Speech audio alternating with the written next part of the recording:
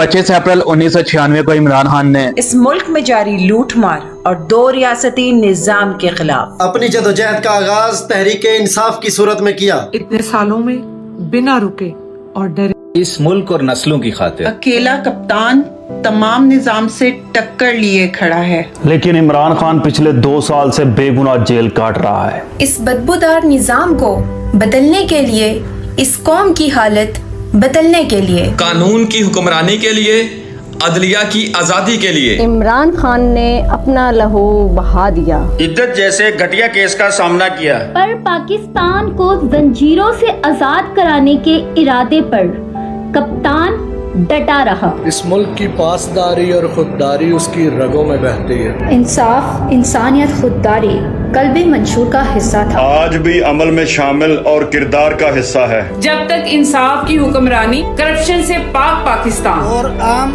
आदमी का मियारे जिंदगी बेहतर नहीं हो जाता, तब तक ये जिद्दोजहद जारी रहेगी। पाकिस्तान तहरीक इंसाफ के 29वें यौम तासीस के मौका पर हम बाहैसियत मुहब्बे वतन पाकिस्तानी और जानेसारे कारकुनान तहरीक इंसाफ ये तजदीद अहद करते हैं कि इमरान खान की क़यादत में पाकिस्तान को सही मायनों में इकबाल और कायद का पाकिस्तान बनने तक चैन से नहीं बैठेंगे।